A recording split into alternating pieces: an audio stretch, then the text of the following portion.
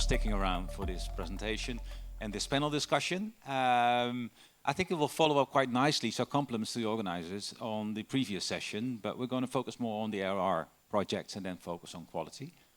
I don't know about you guys, but as I was sitting, it's the second half of the second day, it's like, oh, and I want to pay attention, but it was kind of challenging.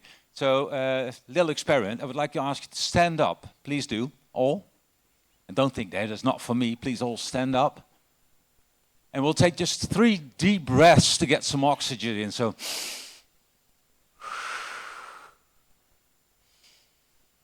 Like one for every 10 minutes to go. We've got a 30-minute session, right? So, thank you very much for participating in this, and you can sit down if you want to. And I hope it gives you a bit of more energy to get us through the afternoon. Like I said, we'll pick up on reforestation, and we do this with a panel, a 3-person panel. You can see 2 on the previous screen, but we're actually with 3 people. And I'd like to introduce the first person, or I'll let her introduce herself. Tianhan, give the floor to you. Hi everyone, my name is Tianhan Ji. So I work in the first team of FMO. So for those who do not know FMO, we are the Dutch Development Bank. We're based in The Hague, and we got 3 local offices in Costa Rica, in South Africa, and in Kenya. So the mission of FMO is to support private sector growth in many 3 sectors, in agribusiness, financial institution, and energy in emerging market. So yeah, forestry falls under agribusiness domain, so I sit in that team. Thanks for being here, Tianhan. Thanks for inviting. And Rick? Yeah, good afternoon everyone. My name is Rick Sools. I'm Technical Director and Investment Manager at Form International, which is a Dutch-based private enterprise. We'll speak a bit more about Form to present the firm. I have a forestry background and have worked on project development in forestry and nature-based solutions for the past 15 years. And yeah, also leading on the project that we selected for today to do a bit of more of a deep dive into. Yeah. Deepish dive. Thanks, Rick. And the third person on this panel was supposed to be here digitally. We thought we'd use the tools of today, so to say, so to call her in from Peru. Her name is Cecilia Gutierrez. She works for CI in Peru. But unfortunately, the technical situation with having a live session, a feed out, and having a live session feed in couldn't work. So we've asked her, and she was so polite, to do an online interview. So we have some slides later on with the answers to some questions that we posed to her on this project. But I'll give you a short introduction on her bio so you know who's talking. So Cecilia is a Peruvian forest engineer with a master's degree in social management, and she has extensive experience issues related to the social elements of forestry projects. And as social impact manager of CI, she works for technical advice to forestry investments to meet CI's social safeguards to ensure positive social impact. So if you can hear from my introduction, there's a lot of social in there. She works a lot on the community engagement part and the community benefits, which again ties in, I think, quite nicely to the previous session as well. So what we'll do today is we'll dive into a project that we're supporting from Treevive, and from that on, look at what quality means like in an ARR project. For those of you who don't know me, which I think is like 90% of the room, my name is Michel Schuurman. I work at Treevive as a business development director, and I'll give you a little update on Treevive for those of you who don't know it, and then I'll give the floor to Rick to tell you about the project, and then we get going into the details of quality. So for now, and I'll stand up because I don't have 3 arms, just a little bit on Treevive. I presented to you the panel. Treevive has been set up by Form International and Lisbeth Gort, the former CEO of FSC in the Netherlands, some 2 years ago as a forest carbon accelerator.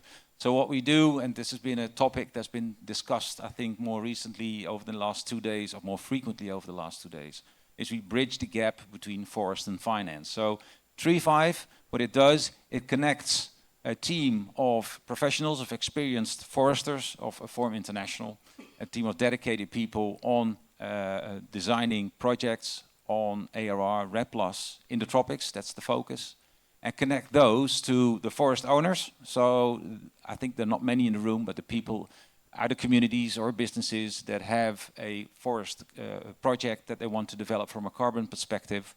And we connect that to the financial institutions, the investors, like FMO, for instance, and make sure that we can offer the pre-financed assistance, because they often lack, and you all know that, the expertise and the money. So that's why Treevive has been set up to mobilize the financial means and the technical expertise.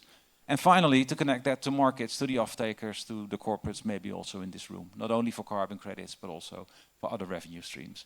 And if we do this right, and we've been 2 years down the line now, and I'm not only lip servicing you here to say that I'm proud, but I actually truly am proud, because 2 years down the line, and I'll show you just briefly later on, I think we're making that promise work in reality. Just a short overview of what we do. Not going to highlight everything, but just to get a grasp of what we do. We offer, like I said, the projects pre-finance. You can see that in the left-hand bottom of the slide, which says with up to 600,000 euros of dollars, we can offer the assistance of feasibility studies, of developing PDDs, on doing FPIC processes, all the elements that need to be put in place. And we connect then to investors, because as been stated also yesterday, there is money out there, but the projects need to be up to a certain level in order to connect to that financial world, and that's why we're on Earth. Summarizing, for now, we have 9 projects on the development. So that, like I said, we're quite proud we're on track. It's a mixture of both IFM, ARR, and RED Plus projects, so we're balancing. It's focused in the tropics solely. And one of those projects is located in Peru, and I would give Rick the floor to explain more about the details of that project, and then again, what quality looks like, because that's what we're diving into.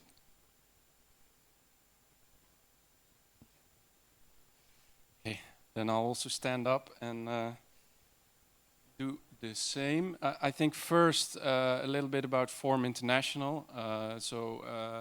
As I said, it's a Dutch private enterprise which started out as a consultant in the forestry space, and soon also, that was about 30 years ago, and already quite soon also was involved in developing large-scale forestry projects, mainly reforestation, but we also have a strong background in natural forest management, with the first FSC certifications in Africa and Indonesia and Eastern Europe. We were involved, and we've supported close to 7 million hectares of forest in terms of certification and technical performance and sustainability. And from 2007 till 2020, we've run a pooled investment in Ghana and Tanzania, which was on 30,000 hectares of land, FSC certified and VCS certified reforestation, with teak and with native species, a bit of agri. Quite interesting and high level project with, in our view, a highly replicable model. Which we decided to also, when we started Treevive, to take that model and also upscale it in other geographies. And so also from these experiences, we entered the carbon market in about 2010 thereabouts, and since then have been involved and engaged in building carbon assets, monetizing them, entering the market with credits, and also raising and structuring capital to do so. In total, raised and deployed over $74 million in investments in blended finance. So that brings us to Peru, because one of the geographies after East and West Africa we targeted was the Amazon region, and after some search, we landed, amongst others, in Peru. And this journey started in 2018, more or less. And after some developments, we arrived today. And the journey has been also supported by the Partnerships for Forest program, which has been quite instrumental for us in various programs. And Form International and Treevive together are really driving this. So what's this all about? So the goal is to reforest and restore 10,000 hectares of land with different strategies. It's all, well, basically restoring degraded lands with mixed native species plantations and targeting both domestic and international timber markets eventually. So there's also timber processing involved. We look at providing both, well, the domestic and export markets with alternative timber products. For example, also there's in Peru a lot of imports of timber where we see also opportunities to provide locally produced alternatives. And yeah, it's also one of the species, I'll talk more about that, is used in windmills, which is balsa. And yeah, I think the strategies are so putting plantations with mixed native species on owned properties, and then also working as a strong social program with smallholder farmers to promote agroforestry in the landscapes we're active. And conceptually it looks like this. So sort of in the heart we have these own plantations, which we refer to as nucleus plantations, which include also ecological corridors on the same properties, which will in time see also timber processing. And then in the landscape there is agroforestry systems and small woodlots and silvopastoral systems. This is typically a region where a lot of cattle ranching is happening. And yeah, basically what comes out is at the landscape level, you're really improving the landscape quality, of course. But as sellable projects, we have both a timber product and carbon credits. Then I talk about the 8 benefits. Well, to start with the ecological benefits, it's of course always multi-layered, but we talk about positive biodiversity impact. What do we have to offer on that front? The mixed native species instead of a single species exotics, we really chose for mixed natives, which have a good timber and carbon performance basically. And of course, we work on ecological corridors, both on these own properties, and we look in the communities where we work also to enhance conservation and restoration. And there's one community we're now also working on a management plan for the natural forest they are owning. So this is sort of not at, yeah, it's on the biodiversity side, I think this is now some concrete things we can mention. But it's really in the vision to grow this and to build it further as we go. Then on climate, 1.2 million tons of CO2 sequestered in these various systems, which will be certified and can be entering the market. So this is in fact the carbon credit amount we expect to trade. The total sequestration is higher, but yeah, this is tradable. Yeah, you see a picture below with a map with a project roughly area roughly indicated, and you see in the vicinity different protected areas and forests where we have an eye on how can we also connect to the Amazon forest with these productive landscapes we're working in. This is a long-term vision, basically. Maybe to zoom in on the mixed plantations, this is a couple of benefits we see: high carbon sequestration, resilient biodiversity ingrained in the tree species selection, soil recovery, resilience against pests and diseases. So yeah, this just to highlight some of the thinking we have behind this. On the social front, then we talk about job creation in rural areas with not so many job opportunities. So we expect to be able to create up to 500 direct jobs. And we have a gender target of including at least 30% women across all layers of the workforce. And also in the smallholder program, we already see that there is strong participation of women. So the idea is to have around 1,500 families working with us. Both in native communities and local communities, and we have a strong vision on doing really active engagement of the communities,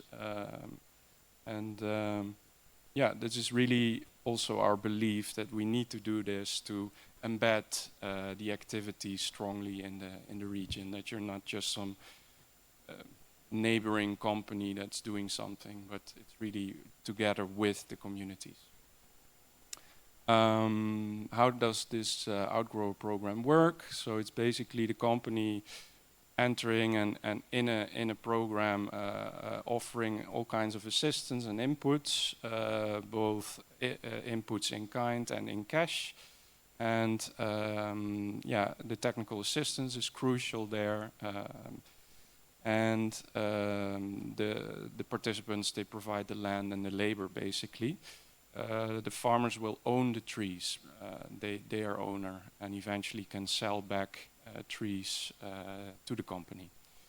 So I think I already mentioned a bit about the different systems, but for time reasons I will continue. I think on the economic benefits, and here we have identified 3 important ones. So one is, looking at the context of Peru, which has huge forest resources, but in actual fact, it's a net importer of timber. And we have identified, a way of, if we do this smartly, have high quality production, sustainably produced, we can cater a market internally that is actually interested in this. So our market studies and strategy has been elaborated on that, and we had good response in the market. So that's that. And then we also will produce nature-based solution, alternative products. If there's a picture of a windmill, one of the species we will plant is balsa. It's extremely fast growing, so it also means early cash flow, but it also can target global wind energy sectors. Currently, the global wind energy market depends for balsa a lot on Ecuador, and I think having production in Peru can really assist, and it's also purely from reforestation, so nothing mixed from natural forest harvesting. On the multi-revenues, that's the third point. So we specifically designed this to not only make this a carbon play. We strongly believe that by building a solid timber asset will ensure the sustainability in the long run by having, in theory, perpetual income possibilities. For the current financial model, we are projecting to grow basically at a reasonable pace in 10-15 years time to the 10,000 hectares, and we see carbon credits and timber. You see the carbon flow comes in first, so it really helps with the cash flows, and timber comes a bit later. This really shows in one graph the story and the timeline. So maybe achievements to date. We've we acquired the first plot of land. To give you an idea, where we started last year in the summer, we opened office and built a team. The first plot is acquired. We have a team on the ground. And we put up a small nursery in different two places. One we're sourcing, one we created ourselves. This is the one we're sourcing from externally. In the beginning of this year, we planted 20 hectares on our own property, and then we planted close to 60 hectares with outgrowers. So that's all ongoing. Community engagement started, and first participants enrolled. And I think maybe to add on this, we are working closely also with Conservation International to develop all our environmental and social management systems, community engagement plans, policies, procedures, grievance mechanisms. Everything is in place, and this is all for us. Also, we come from in every project we integrate this, and here I think what's interesting for me is that we're developing all these extensive systems while we're also just hitting the ground and doing the work, and that creates tension. You know, building the systems at the same time as you're building up your operation. But I think it's very valuable because we know what we're doing. It's just, you know, making what you know, putting it on paper and getting it actually locally adapted. But being on the ground also gives us direct feedback of what we're doing if that works. So just to add a bit of flavor there. I'll stop here, Michel, and hand over to you. Yeah, thanks, Rick. Before we go to the questions in the panel, and this is a bit tricky for me time-wise, but we're going to do it anyway. Are there any questions from the audience about the project? So not so much as on the, let's say, the quality aspects, because we'll touch upon it in the panel, but is the project clear? Or is there somebody who says, well, I have a question, could you explain this or that? All right, that helps. So it's clear what we're doing. There is one, yeah. She's on her way. Don't let Haley run for nothing. Exactly, Charlie. Hi there. Very impressive. Like, many congrats. I know how much work these projects take, so hats off. What is the return you're proposing to an investor before credits? So this is between 9 and 10. Yeah. Right. And just sort of to add on from that, can you talk a bit about? So you know, you've got a mixed species crop rotation going on. How efficient is that on the ground when it comes to actually harvesting the wood, and how would you manage that? Can you elaborate a bit on that? I think for time reasons, not too much, but of course it's more complex than simple monoculture plantation forestry. But that's also what we're set out to do. That's why we've been designing this for a couple of years and have included expertise from other projects, like how do you actually do this? And it also brings benefits, because one of the advantages is that you significantly reduce your non-commercial thinnings. It's quite optimal in how to use the wood. Yeah, thanks for now. And if relevant, please do speak after the session. But I think you touched upon that, so thank you for your question. It is all about trade-offs, right? This is not, you know, your good news show. We're going to present to you how great we are. And that's also one of the questions I asked to Cecilia from a CI perspective, and she visited the project. And I asked her, right, so Conservation International obviously is in the realm of preserving nature, and you're working in an area where, we are working in an area where there's a lot of local economic development needed for the local community. So how does CI on a community level work on that? And how does that then judge an individual project like ours? So here was a response. And Cecilia, if you're watching, I hope you are, because you intended to. I hope I can put it on the screen. Apologies for the first slide, Cecilia, in the room, because I needed to cut off your audio frame. And it looks a bit... I think that local economic development is a key issue, is we are thinking about sustainable growth. The Ucayali region main source of, or main activity is based on agriculture, like cattle ranching, palm oil, especially for the for medium-sized areas, but also cocoa, rice, or cassava in smaller areas.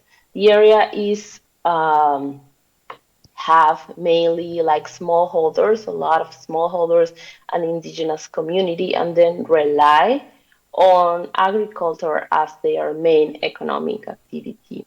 So I think that having the opportunity of increasing their sources of incomes with, in this case, forestry would be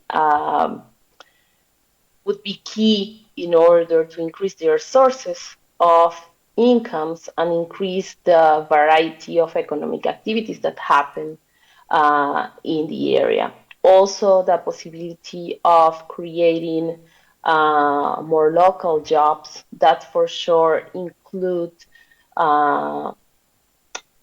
women also as part of the job creation would be something that would for sure impact in the local economy and in the long time in the quality of life of this population. Regarding your second question about monitoring, CI do have an important or a very solid safeguard system related to environmental and social issues that for sure are very tied to local economic development. So we use that system in order to be sure that not only CI projects, but also the companies we evaluate include things as gender are part of their work, as effectively community engagement, as benefit sharing, also that employment is taken into account, like, in this area, for example, labor is very informal, so we need to make sure that when we do evaluate a company, it takes into account things like health and security of the people that are working with the project. Also regarding, for example, benefit sharing to make sure that carbon is equitable share with the communities that are part of the project. Regarding gender, to make sure that beneficiaries or participants of the project includes also women and people that are not usually included as part of projects, to make sure that people actually know what the project is about and understand. Carbon especially it's a very difficult subject to understand, and we are dealing with people that have low educational level. So we try to make that in the projects we evaluate, all these considerations are taken into account, that we respect people's rights to be part of the project, that we do share benefits equally. So that is part of our evaluation process.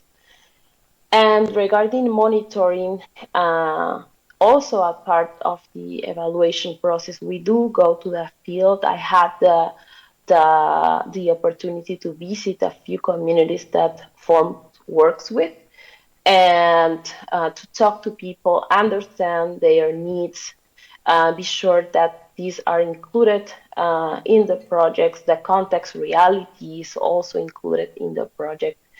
And we also do monitoring visits as part of our work in order to make adjustments, improvements, and I think that is a way to ensure that local economic development happens, but it happens in a way that respects people's rights and their decision to participate in the projects that we work, and ensure also that women and young people participate.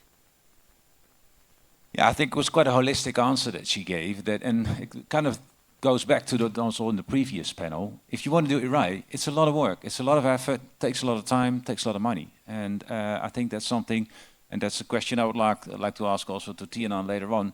From an investment perspective, also needs to be part of your approach on evaluating a project, and later down the line evaluating a credit. But before we come to that, Tianhan, what are, in generally speaking, elements of a forestry project that you weigh in considering investment, and how does the carbon element weigh into that?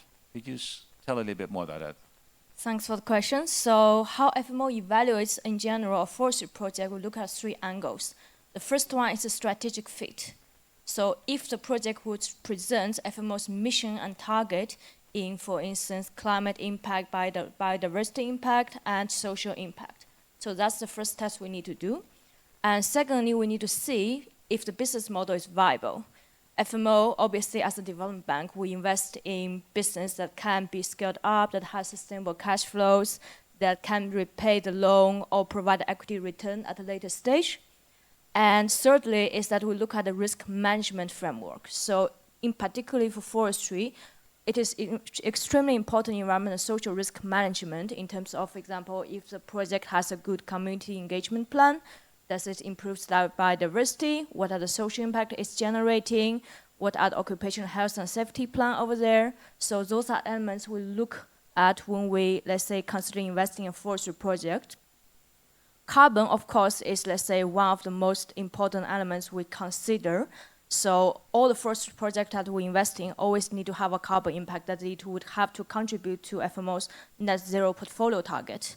So we have committed by 2050 that FMO's portfolio will be net zero. So we would balance net emitting portfolio with a positive emitting portfolio. We so far have not had any project company in our portfolio that is purely based on carbon revenue. But we have seen this become an increasingly important revenue stream for our customers, that a lot of forestry companies start to have carbon income as a side income to support the business model. So in our forestry strategy, obviously plantation forestry still is a very important component for us, but we are also exploring in sustainable natural forest management and also nature-based solutions. So it is a field that we are still testing and trying to understand better. Yeah, thanks for that. And then Rick, following on that, I think,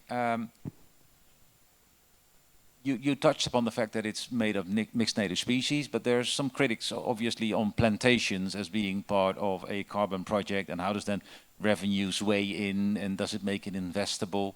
What would you say to people that criticize that way of thinking? For me, it's plantations have a vital role to play in our economies, but also in restoring degraded lands like this. For us, it's clear that the carbon component is essential to build the assets. We can access capital markets in a completely different manner than several years ago. So it's really an unlocking factor for us. I recall when we were raising capital for Ghana in 2016, we were dealing with the African Development Bank, and after 3.5 years we were able to close a 24 million loan, which was great. It was their first direct investment into forestry in Africa. A landmark thing, but the sad thing was that was the only one on the continent, and they had a program and they set out to deploy 90 or 100 million, and they got stuck. So I think right now the sector is completely different. We have much more players, a wider variety, and I think if carbon-oriented investors can really join forces, get combined deals, for example, with DFIs like FMO, that really can be a game changer, and the carbon is doing that.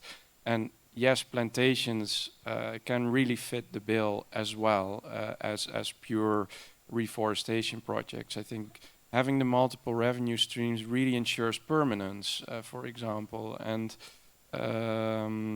yeah, it's in my view a very robust model. So yeah, whoever asks me, should we do plantations? Yes, of course. And just another fact, globally, plantation forests are maybe 2 or 3% of the total forest estate, but they produce up to 35–40% of the global timber consumption. So it's very efficient, and I think the project like this shows that you can do it in manners that also are biodiversity positive, carbon positive, socially positive, and yeah. Yeah, and then coming back to you, Tianhan, and it was touched upon in the previous panel as well. If you want to do this right, I said it before, it's going to take more time, it's going to take more money, so it's a long-term endeavor. Now, as DFI, you have a relatively long horizon as well, but a lot of financial institutions, of course, a very short-term horizon. How do we reconcile those two elements? What needs to work also in the financial sector? So obviously it touches the risk and return profile. I mean, why being a player in the forest sector, we realize this is, let's say, a long-term investment. Depending on species that you invest in, if it's eucalyptus, then it takes 7 to 10 years for it to mature. If it's pine, 20 to 23 years, but if it's teak, it's 25 years. So we really have a very long-term view on this. And obviously trying to, let's say, do good here, we try to, let's say, make sure on a portfolio level, we balance established companies with newer initiatives. We try to take a portfolio approach, but in general, for the forestry sector, we in general would accept a slightly lower return for the risks that we're taking. Yeah, all right, thanks for that. You said 3 minutes. Over, all right. We've got over 3 minutes to go. No, that's not what you meant, was it? No. Time flies. Then I'm going to close off because I don't want to stand between you and your possibly coffee session, I think, yeah. One question from the audience. Short question, short answer. No question, everybody's up for coffee. Short question. We'll play the 10 words or less game again, shall we? It's very short, very concrete. I'm Ellen from Equinor. I just wonder, in your slide, you had actually a plant. So do you also plan to have industry on the site? Yes. Yeah. Thank you. Before you applaud, my final remark. I think we've hoped to show you that there are 8 benefits in setting up an ARR project like this. And for those of you who paid attention, we said 7. And the 8th one is the human aspect. And it is about these kinds of people in the panel. It is about the people on the ground. And we've seen more of those people over the last couple of days who are intrinsically motivated to doing this the right thing. And I think, at least speaking from Treevive and Form International, that's the 8th benefit of doing it right. It is the human element and the intrinsic motivation. Thank you for your time. Have a great coffee.